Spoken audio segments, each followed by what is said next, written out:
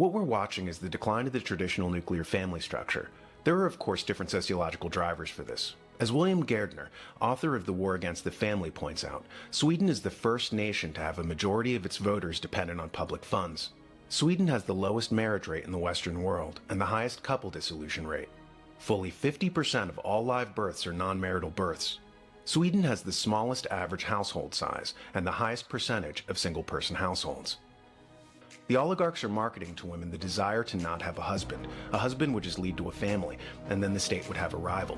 Many centuries later, this evil idea evolved into other forms of societal ills, packaged in different nomenclature. A popular one was the women's liberation movement of the late 1960s. Unknown to many, this evil idea was championed and heavily funded by the Rockefeller Foundation with a sinister intent. Aaron Russo, a filmmaker, reveals this much from a conversation he had with Rockefeller. Well, one of the things they told me was that he was at the house one night, and we were talking, and he started laughing. He said, "Aaron, what do you think women's liberation was about?"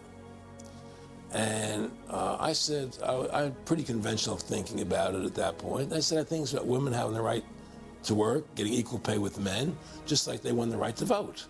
You know, and he started to laugh. He said, "You're an idiot." And I said, "Why am I an idiot?" He said, let me tell you what that was about. We, the Rockefellers, funded that. We funded Women's Lib, you know?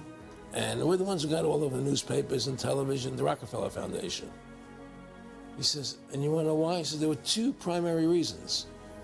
And they were, one reason was we couldn't tax half the population before Women's Lib. And the second reason was, now we get the kids in school at an early age. We can indoctrinate the kids how to think. It breaks up the family.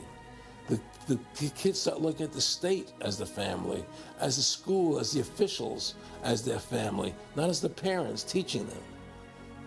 And so those are the two primary reasons for Women's Lib, which I thought up to that point was a noble thing. You know, when I saw their intentions behind it, where they were coming from when they created it, the thought of it, I saw the evil behind what I thought was a noble venture. True to those words, the educational system has been a pivotal tool for indoctrination of children for many years.